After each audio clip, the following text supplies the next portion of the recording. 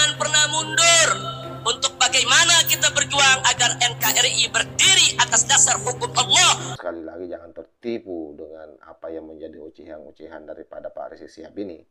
Karena tetap bersayap saja. Rizik Sihab ini tidak akan pernah bisa puas sampai kemudian apa yang menjadi agendanya, karena boleh jadi dia sudah mengambil duluan ya perseko dari orang-orang yang memesan isu ini. Ini kan isu-isu internasional ini yang menghancurkan negara-negara Arab di sana. Bagaimana mereka semua diadu domba satu sama lain, dan biangnya kalau di Indonesia ini Rizik Sihab.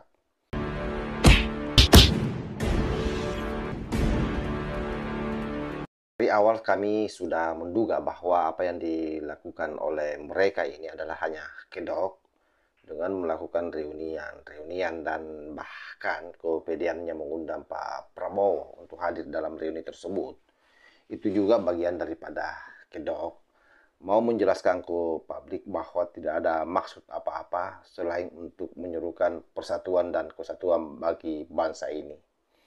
Tetapi di luar daripada itu, ternyata kemudian panggung ini betul saja dijadikan oleh Rizik Sihab sebagai ajang untuk kembali meneriakkan tentang NKRI bersyariah. Dan itu pun juga secara pribadi, saya tidak kaget dengan apa yang dilakukan oleh Rizik Sihab.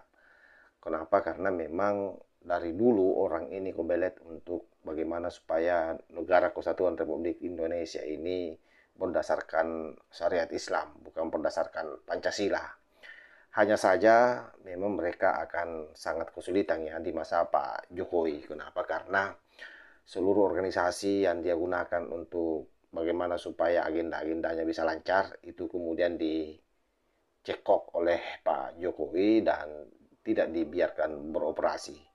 Sekalipun kita tahu bahwa di lapangan mereka tetap beroperasi dengan nama yang sama, tetapi kepanjangannya yang berbeda, yaitu Front Persaudaraan Islam. Ini betul-betul satu reuni yang sangat membahagiakan. Dan tentunya yang paling membahagiakan sekali bertemu dengan umat yang sudah lama kita tidak berkumpul. Dan ingin saya ulangi kembali, tekankan pada saat ini bahwa ayat suci di atas ayat konstitusi. Tolong seluruh umat Islam dimanapun Anda berada, wabil khusus para mujahid dan mujahidah 212, tancapkan dalam sanubari kita yang paling dalam bahwa ayat suci akan selalu dan senantiasa ada di atas ayat konstitusi. Kenapa? Karena ayat suci adalah wahyu ilahi, kalam ilahi Rabbi. Tidak boleh ada ayat konstitusi dimanapun, kapanpun yang bertentangan dengan ayat suci ya. Jangan pernah mundur untuk bagaimana kita berjuang agar NKRI berdiri atas dasar hukum Allah. Baik hukum yang berkenaan dengan pribadi perorangan, hukum yang berkaitan dengan rumah tangga, hukum yang berkaitan dengan sosial kemasyarakatan, sampai kepada hukum yang berkaitan dengan tata negara, ibadah Allah. Tunduk kepada hukum Allah. Kalau kita tunduk kepada hukum Allah, beriman, bertakwa, Allah kasih berkah. Nah, jelaskan apa yang diteriakkan oleh Iman Jumbo. Jadi mereka sangat keblinger bagaimana supaya Indonesia ini memperlakukan hukum Islam. Jadi seolah-olah Rizik Sihab ini hanya hidup sendiri di negeri ini, tidak ada kelompok lain, tidak ada orang-orang yang beragama lain di Nusantara. Nah, inilah yang saya selalu katakan, bahwa mereka ini hanya selalu berkedok agama, tetapi agenda mereka adalah agenda yang sangat politis, dan saya bisa mengambil kesimpulan bahwa ini pesanan. Karena paham-paham transnasional yang ada di Indonesia, saya kira memang sudah harus dipinalisasi bahwa mereka tidak boleh dibiarkan berkembang. Apalagi dengan pemerintahan Pak Prabowo hari ini yang cenderung akomodatif terhadap seluruh komunitas. Ini sangat membahayakan sekali, karena jangan sampai kemudian ini digunakan oleh Rizik Sihab. Apatah lagi kita tahu ya bahwa dia mencoba mengundang Pak Prabowo, tapi itu hanya alibi.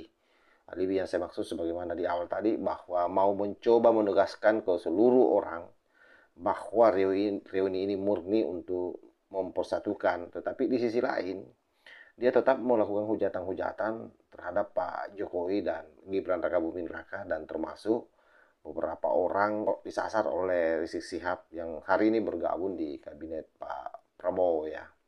Oleh karenanya sahabat-sahabat sekalian, sekali lagi jangan tertipu dengan apa yang menjadi ocehan-ocehan daripada Pak Rizik Sihab ini. Karena tetap bersayap saja. Rizik Sihab ini tidak akan pernah bisa puas sampai kemudian apa yang menjadi agendanya, karena boleh jadi dia sudah mengambil duluan ya perseko dari orang-orang yang memesan isu ini. Ini kan isu-isu internasional ini yang menghancurkan negara-negara Arab di sana. Bagaimana mereka semua diadu domba satu sama lain, dan biangnya kalau di Indonesia ini Rizik Sihab. Makanya Pak Prabowo sudah benar tidak hadir di acara ini, termasuk orang-orangnya Pak Prabowo, karena kalau hadir itu akan dijadikan legitimasi oleh Iman Jumbo. Dianggapnya Pak Prabowo sepakat dengan apa yang menjadi agenda reuni 212.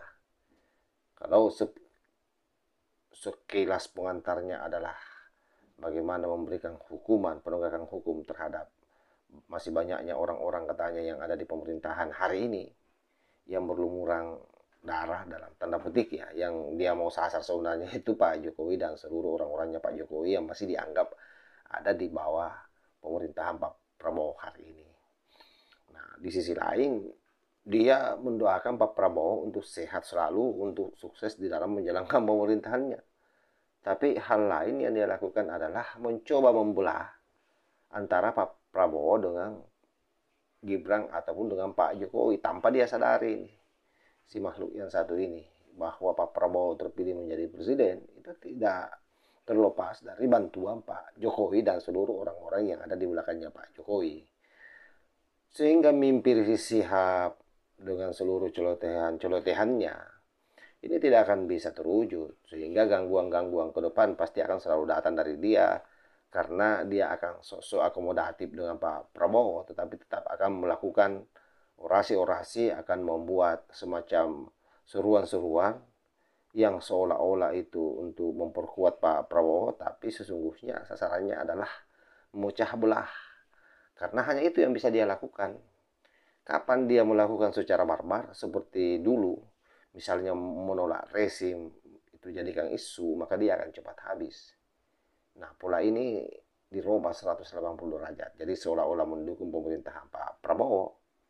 Tetapi orang-orang yang di sekitar Pak Prabowo yang menjadi kunci kesuksesan Pak Prabowo dia injak-injak, seperti Pak Jokowi dan Gibran Rakabuming Raka. Nah, inilah tabiat-tabiat orang-orang seperti ini yang memang menurut Kang Deddy harus dikembalikan ke negaranya. Karena ini masyarakat imigran ya, yang memang tidak bisa larut dengan budaya-budaya lokal kita, ya mungkin karena faktor gennya.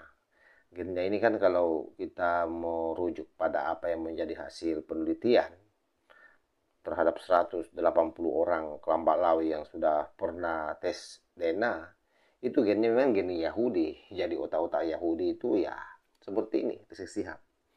Memuji-muji Pak Prabowo, tapi menghinakan Pak Jokowi. Padahal Pak Prabowo dengan Pak Jokowi tidak bisa dipisahkan, satu rangkaian.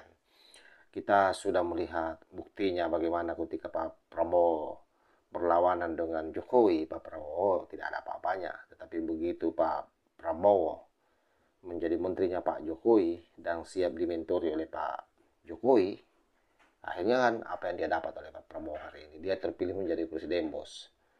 Nah, lain halnya dengan gerombolan-gerombolan sableng ini ketika dia mendukung Pak Prabowo 2 kali, bos, tidak terpilih Pak Prabowo jadi presiden. Dan terbukti lagi baru-baru ini, pilkada Jabar, pilkada DKI, dan beberapa pilkada di Depok juga lepas. Kemudian di Purwakarta juga dimenangkan oleh calonnya Kang Deddy Mulyadi yang di-endorse Kang Deddy. Ini fakta bahwa orang-orang semua ini adalah orang-orang yang tidak pernah mendapat keberkahan di Nusantara. Karena selama ini mereka menipu, selama ini mereka mau menghancurkan budaya-budaya kita. Ya sama saja menghancurkan negeri leluhur kita. Sehingga kemudian alam tidak berpihak kepada apa yang mereka sampaikan, sekalipun itu dia baluri dengan agama. Semua itu hanya omong kosong. Pada prinsipnya mereka hanya melakukan doktrin-doktrin, karena agama memang yang paling pas kalau kita bicara doktrin, itulah yang dimainkan oleh mereka. anehnya banyak orang-orang dungu yang berpikiran pendek, yang otaknya ada di lutut, yang tidak digunakan rasionalitasnya, itu yang kemudian mudah ikut oleh mereka dan dikapitalisasi, dimanfaatkan, didakwiri dan seterusnya. Nah, sampai kapan ini akan berakhir? Ya tentu tidak akan berakhir selama orang ini masih dibiarkan bebas berkeliaran.